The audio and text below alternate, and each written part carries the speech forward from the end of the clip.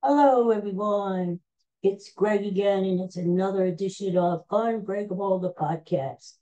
And it is Wednesday, May the 22nd already. Okay, well, today, beautiful day here in Pennsylvania. Beautiful. Just gorgeous. You couldn't ask for a better day. It's like, feels like summertime out there, which is great. We've had a cool, crisp, damp, rainy spring here in Pennsylvania. And so it's nice to get a little sunshine. It's 80, get up to 87, and it's going to feel like summertime. So can't ask for more. Okay, today's our classic TV show. And I picked a real good one this week. I hope you enjoy it. I'm going to do the theme song like usual, like always. And but this one has no words, and I know it, so I'm just going to do it. You ready? All right, here it goes.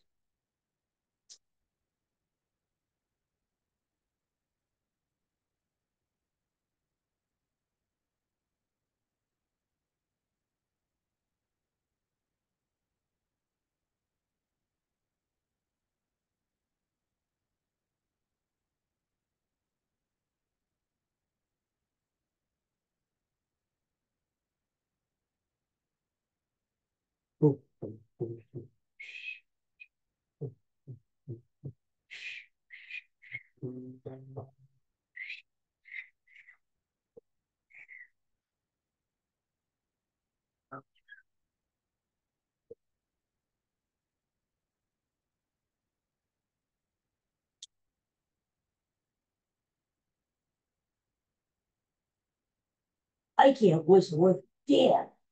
I never could. I never could whistle worth damn. Anyway, the show is the Andy Griffith show. Griffith or whatever. Yes, Andy Griffith. Oh my God. What a show. I love the Andy Griffith show. Yeah, I still do. Whenever I go by the cable and Andy Griffith is on, I stop and I watch it because I'll say, I know this episode. Otis, Floyd the Barber. Now, I know this episode. Andy Griffith is like it's like macaroni and cheese. It makes you feel good. When you watch it, you feel this warm and fuzzy feeling inside. Like watery dots. Like you're home again. Like you're home, you know? It's just got that feel. Anyway, so the Andy Griffith show lasted 8 seasons. He was on CBS, 249 episodes. Wow. 159 of them were in black and white. 90 of them were in color. And the first show was on October the 3rd, 1960. And the last show, April the 1st, 1960. And actually, how Andy Griffith's show started was on the Danny Thomas. You remember Danny Thomas? He's this great comedian. Uh, you have to really be older than Danny Thomas. His daughter Marlo Thomas, who did the That Girl. Remember that show, That Girl? And Danny Thomas was very involved with St. Jude Hospital, doing great work with kids.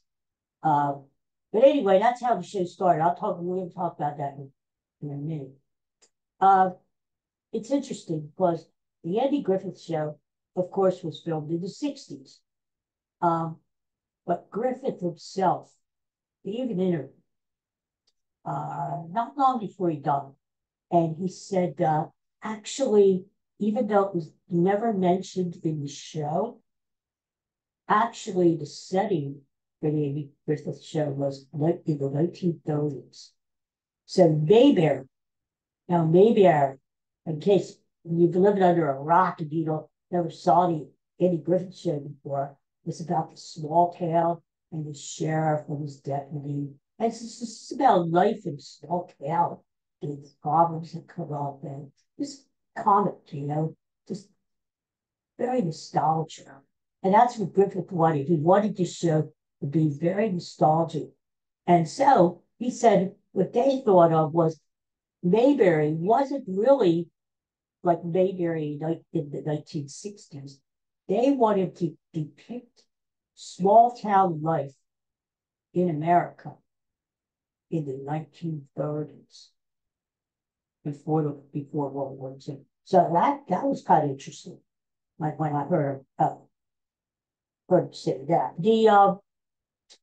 The show itself was a ratings hit for all the time it was on. It was never lower than number 7 on the charts. And the last season of the Andy Griffith Show, it actually finished number 1 in the country, and was the only show. The only 2 other shows finished number 1 in their last season. I Love Lucy and Seinfeld.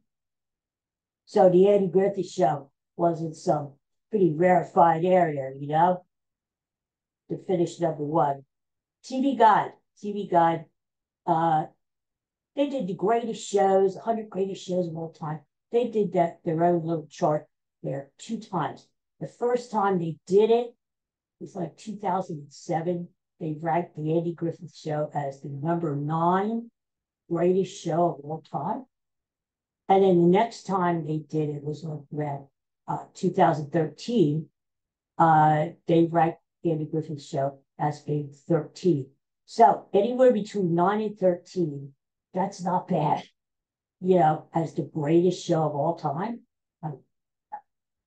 And even though the show was very popular and brought in high ratings, and it continues to endure, during the run of the show, it didn't win very many awards. It was always up for best comedy of the year, but it never won.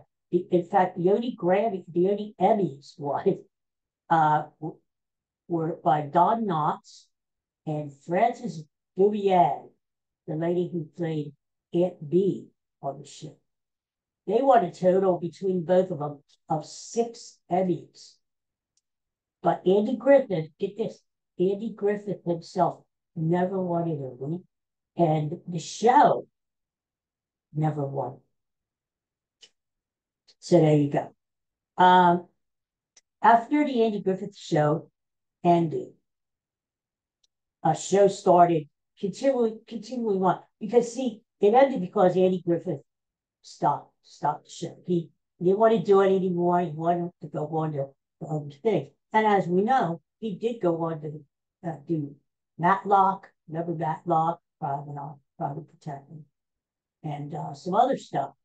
So, but because the show was very popular, even when it was canceled, they wanted to continue the Mayberry thing. So they did for another 3 seasons, 78 episodes of a show called Mayberry RFD. Now, Mayberry RFD, we're not going to talk about that too much. That starred Ken Berry as another widower, like Andy Taylor was, with the small stuff. So they basically continued that whole premise, but they just switched out Andy Taylor and Opie. So and I remember watching Mayberry RFD. It was a pretty funny show. It was pretty funny, but it wasn't Andy Taylor. It just wasn't the same. The show, the legacy of the Andy Griffith Show continues to go on and on. In fact, there's a thing called Mayberry Days. It's a whole week of festival down in Mount Airy, North Carolina, which is Andy Griffith's real hometown. And it's the town he patterned Mayberry after. So they still, even to this day, have an annual celebration of the show. And over the years, actors from the show have participated in the events down there, and they have all kinds of cool stuff. So the show really lingers on. I mean, it endures. People love this show. In fact, I would even say, once the show hit syndication, it was more popular than ever, and it still is. I mean, think about how many channels the Andy Griffith Show is playing at any time in the world. Really, you find it on TBS, you find it on all kinds of channels. TV Land, all over the place. People still love it, and even if you weren't around when the original Andy Griffith Show was running, people are rediscovering it. And there's nostalgia. A lot of people say, wow, those were the good old days. And so it was a nice, clean show. It was funny, it was heartwarming, it was nostalgic, and people love that. I don't think that kind of show will ever go out of vogue. I don't think so. I just think no matter all this action and these superheroes and what have you, I think a show like the Andy Griffith Show is always going to live. So here's the origin. Here's the origin of the show. So Danny Thomas, who we talked about, he was a big wig with the Desi News Studios. Desi New, Desi Arnaz, and Lucille Ball were really, during the I Love Lucy days, they were really power couple in Hollywood. They held a lot of influence, and they, during the I Love Lucy days, came up with the Desi production studios. So, and the Danny Thomas Show was a part of Desi News. So, Danny Thomas really loved Danny Griffith. He saw the movie No Time for Sergeants. He saw Danny Griffith in Broadway. He loved it. So, he thought Danny Thomas was the one who said, this guy ought to be on TV. Ought to have his own show. And so he had a big meeting with New York City, had a big meeting, and they sat down and they said, all right, well, what could we do? Andy Griffith was a good singer, too. In fact, he made, I don't know if you know, he made a lot of records at this time. I mean, country songs, but especially like the gospel. He had a lot of, he's had a lot of hymns and things like that. Southern stuff, And so Danny Thomas said, we would take advantage. So they did. They came up with this concept of originally, Andy's character was going to be kind of the same premises, maybe, but a small town, justice of the peace / newspaper editor, all in one. Then they finally got the idea. No, a sheriff of a small town, and they went with that, and it aired at 9:30 at night. And what happened was, it was filmed most of the show. Well, the interior shots of it, Andy's home and the jail, the court, where Andy had. That was all filmed in Desi News Studios. So. And the exterior was not North Carolina. It was, in fact, in Franklin Canyon, which is north of Beverly Hills. Remember that iconic shot where Andy and Opie are walking to the fishing hole and they're holding fishing poles, and they're talking on the land. And the Andy Griffith Show. And that was filmed in Franklin County. And most of the outdoor stuff was filmed right in Culver City, right at the CBS studios. But they made it look like small town neighborhood. I tell you how Don Knotts got his iconic role as Barney Fife. Don Knotts, one of my favorites. I love Don Knotts. And I think a lot of people did too.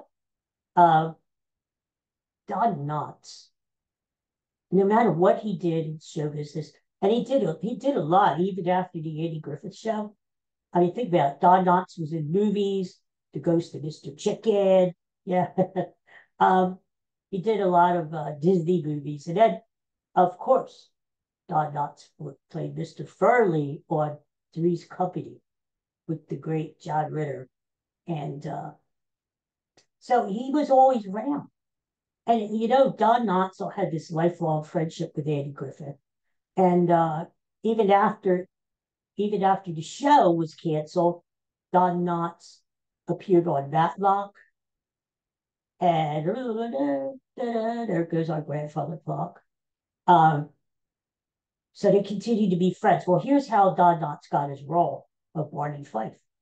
Um, Knotts heard about Andy Griffith or read about Andy Griffith starting this show, and they had worked together on Broadway, and were good friends. So Don Knotts called him up and said, you really need a deputy. And Andy Griffith said, deputy? He said, yeah, small town sheriff needs a deputy. And I'm just the man to be. I'm just, I happen to be available. Andy loved the idea, and he went to the producers and Danny Thomas and so they loved it. As soon as they gave Don Knotts a screen test, get this, they signed him to a 5-year contract. Now they had to be pretty impressed, and they had to be pretty sure that this show was going to last, because right off the bat they signed Don Knotts to 5 years. Well, of course, Eddie and Barney Fife, that duo, straight man, funny man. I mean, one of the great teams in all of television history, right? I mean, Ralph and Norton from the Honeymooners, but Andy and Barney, they played off of each other so great. And again, the reason why they worked so well together was because Griffith and Knotts had worked together on Broadway and were really good friends. So, and we're going to talk a little bit about how that friendship endured over the years. The theme song that I just tried to whistle for you, I can't whistle with the name, was written by a guy named Earl Hagen. And not only did he write the song, there were no words. Although, if I had to give words to the song, it would be Andy Griffith, Andy Griffith, Opie Taylor, Opie Taylor, oh, to step, Floyd the barber. Yeah, I don't know. Anyway, so the guy who wrote the song also did the whistling, which is, I'll tell you what, after I tried to do it, that's no piece of cake right there. And what I didn't know, what I found out, do this research, I think, all that research, in the show, Barney and Andy were cousins. I didn't know that. I know Goober and Gober, the Piles, they were cousins. And when Jim Nabors went on to play Gober Pyle USMC, which was another funny show, Goober had more of a prominent role in the show. Goober Pyle. George Lindsay, who also happened to do the Goober persona on He Hung later on in the 70s. So it's interesting about Andy Griffith's character, Andy Taylor. So when the show first started off, they kind of knew what they wanted, right? This guy was going to be the sheriff. He was going to be the guy everybody went to for advice and blah, blah, blah. And the whole thing was Andy, Andy and Barney carried guns, but they had one bullet and they kept it in their pocket.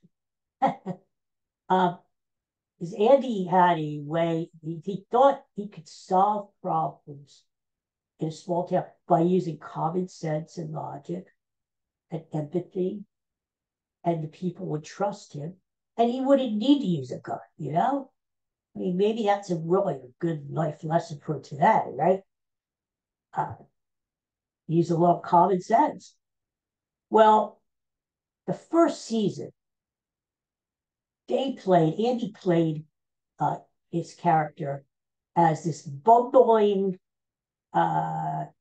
hick, you know?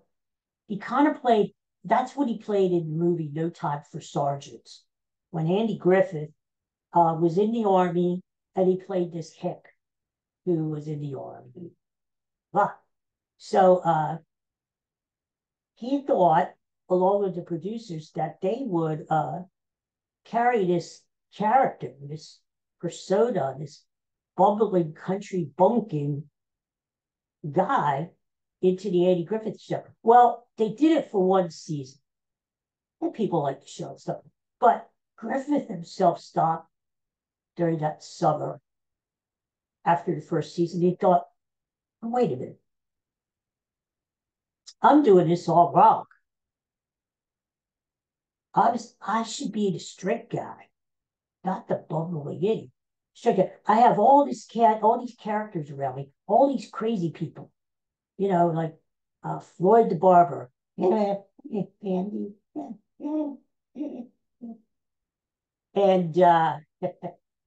you know, Ernest T. Bass. Remember Ernest T. Bass, that hillbilly who always liked to throw rocks at windows, and Otis, the town drunk.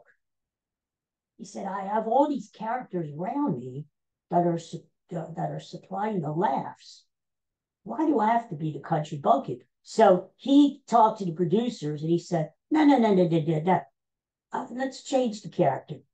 In fact, the quote was, let's make him more Lincoln-esque, like Abraham Lincoln, the fatherly figure, the guy, the steady rock of Mayberry, the guy that people trusted and they went to for advice, went to with their problems, somebody they could trust. And so the Andy Griffith show in the second season became a character of more compassion, more logic, you know, more you know, soft spoken, and or like a dad, you know, more like a father figure, not only to Opie, but to the whole town, you know. I gotta say to Opie, Ron Howard, you know, what a career that guy has had. Think about it. He started off, he was only like 4 years old. He was in the Music Man with Robert Preston and Shirley Jones. What a great movie that was. And then he got the part in Andy Griffith. And he grew up before our eyes. You know, he did Happy Days, you know, as Richie Cunningham. He did the movie American Graffiti, the George Lucas movie, before Lucas did Star Wars.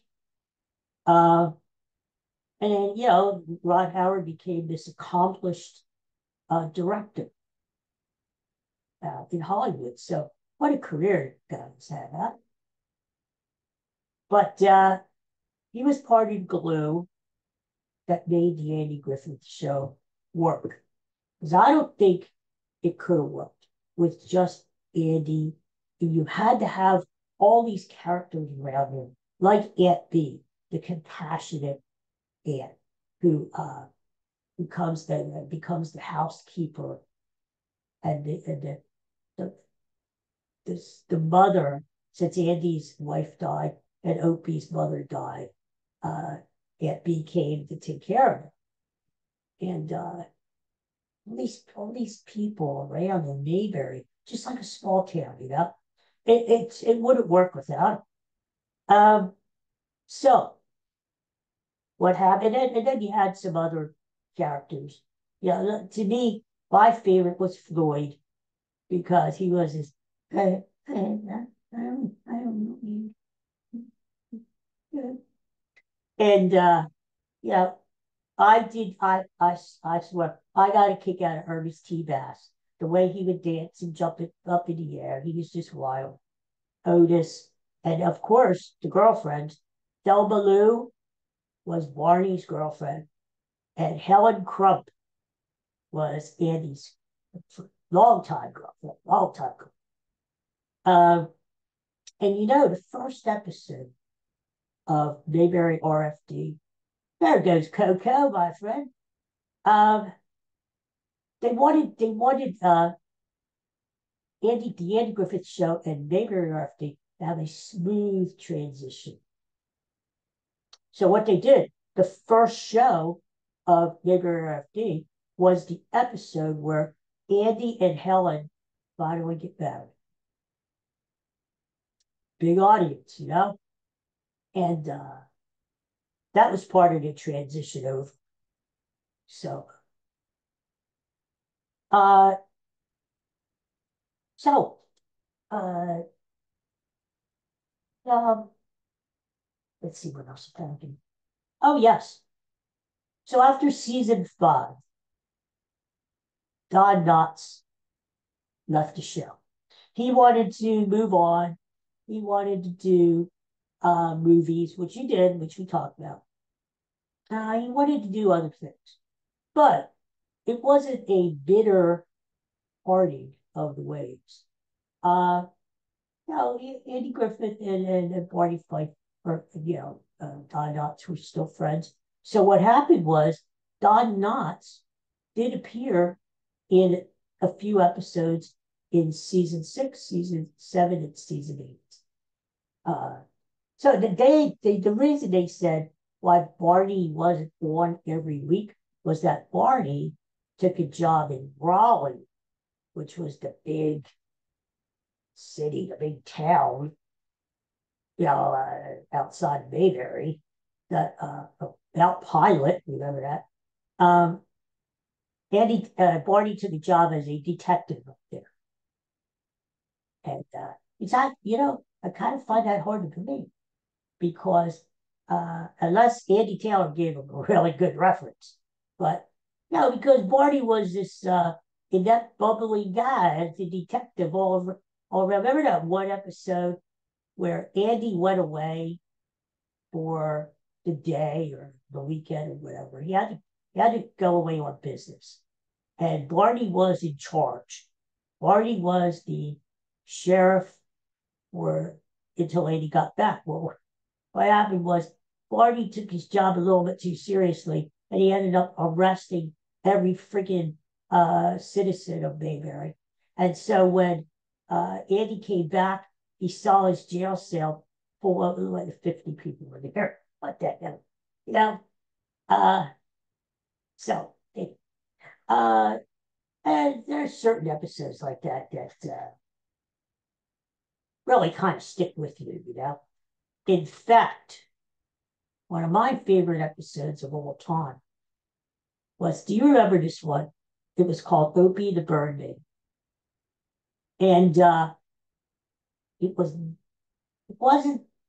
a funny episode like most of the Andy Griffith episodes were. It was more of a moral. And that's kind of what you got at in the show, too. Not only did you get laughs and humor, you always got like a little moral of the story at the end. Well, this show was about Opie was being a how should I say, wild. I don't know, maybe that's not the right word, with his slingshot. Can you imagine that? What kid would use a slingshot nowadays, right? But we're talking about the 60s. Uh, he had a slingshot, and unfortunately, Opie had. I always think of Opie as being this clean kid. kid, And but on this show, he had a little bit of Satan in him, and he shot a bird in a tree, killed the mother, and had the baby birds up in the tree still crying for the mother. I feel like crying just talking about this damn show, but I felt so bad watching the show. The birds are up there, and Andy found out. The Opie took the mother bird in his hands and said, "Please, please fly away, fly away." And you hear the birds chirping up there, and Andy, of course, didn't whack the kid. He never hit the kid. He just made him feel really bad and said, "Now you open up your window, the bedroom, and listen to that. This is what he did." Well, that really hit Opie right, right where it hurts. And so what Opie did was he got the baby birds out of the tree and he hand fed them with eye droppers, hand fed them and made sure they lived.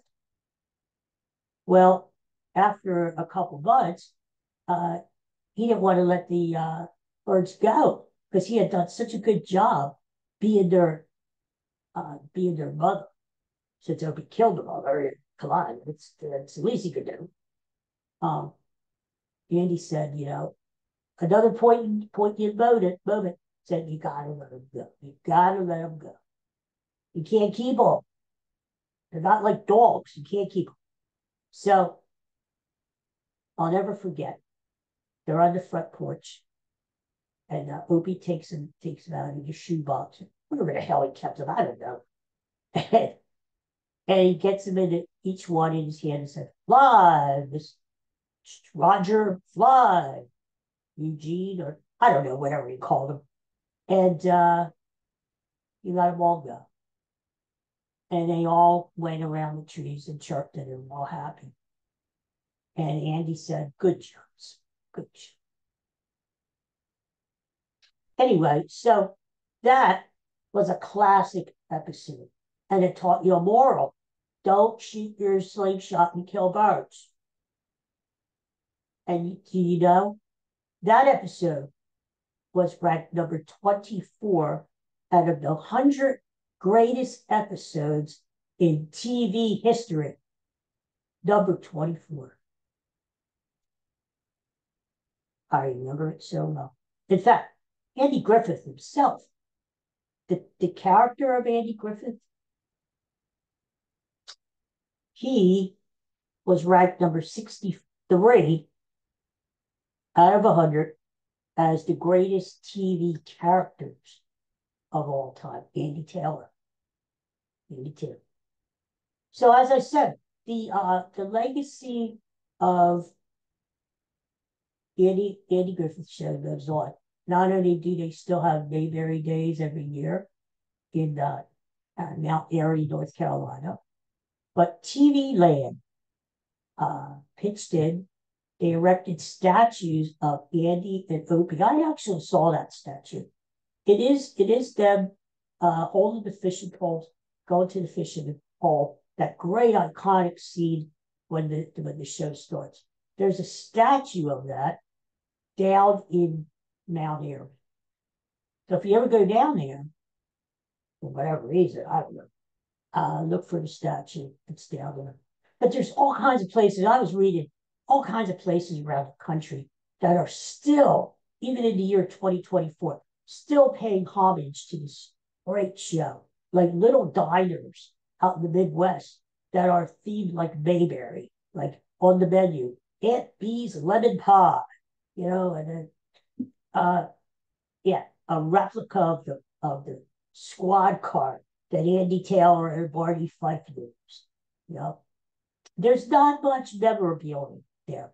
And Andy Griffith wanted it that way. He didn't want the show to become too commercialized with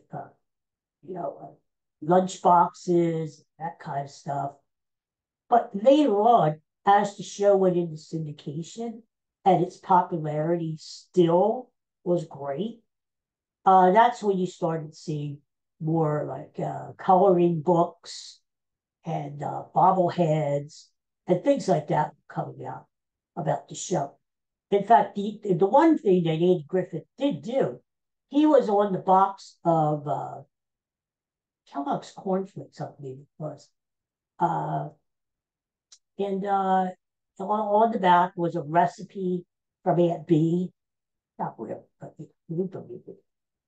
And so, but it is amazing when I was reading about this show how much it's loved around the country still. Oh my God. And the last thing is, if you ever listen to Nirvana, the great garage folk grunge band in the 90s from out of Seattle, they have a song that they wrote called Floyd the Barber. And and it mentions all the characters in the song. And I mean, so we're talking the 90s, we're talking like 30 years after the show went off the air. And here you got Nirvana, Kurt Cobain singing about Floyd the Barber, what the hell? All right, so anyway, that's our Andy Griffith tribute to, and I hope you enjoyed it. And like I said, I still love this show. I don't actively seek it out, when I turn on the TV. But again, if I'm cruising the channels, nothing is on, and I stumble across Andy Taylor, Opie Taylor, Barney Funk, I will stop and watch, maybe for a minute, but I'll stop and watch, and I'll say, yeah, I remember this. It kind of gives you a good feeling knowing that, yeah, I remember this episode. And yeah, I don't know. I remember this. I was still in high school back then. Or maybe I was just getting out of diapers or something. I don't know. Hey, so it brings back a lot of memories. So, by the way, before I leave, go Phillies. They won again last night. They're now 6 games up on the Atlanta Braves. I mean, come on, I hear the Braves are whining, their announcers are whining on their TV broadcast. Well, the Phillies have had an easy schedule. I mean, what the hell? They should win. We still got to beat the teams in front of you, right? Don't whine and cry, Braves. They're such babies. Whiners. I said it's the Phillies' year. They're going to win the World Series this year. It is their year to shine. And the Eagles are going to win the Super Bowl. Yeah, you heard it. 2-1 in the same year. Huh? 2 parades within 3 months. Okay, that's enough of this. Thanks, everyone, for watching. Thanks for tuning in. I hope you all have a great hump day. And won't be back tomorrow because I'm actually going to the Phillies game tomorrow afternoon. Zach Wheeler's pitching against those world champion Texas Rangers. Yeah, so let's hope the Phillies continue their hot streak when I'm there tomorrow. But I'll be back Friday to talk a lot more crap. So, everybody take care, peace and love. There's my Coco there. Oh, wait a minute. Hold on. I can't let you go yet. The hell am I doing? Talking about Andy Griffith, and I'm forgetting that. There's our patron saint of this podcast, my Bud. Our Bud up in heaven. Tugman. So, you know what? Come to think of it, did Opie Taylor ever have a pet? Did he ever have a dog? I don't remember ever seeing him have a dog, cat, right? Just the birds. Just the friggin' birds. All right, then. See y'all later. Let me see. Oh yeah, there it is. Okay. Bye, everybody. Take care. Peace and love. Bye-bye.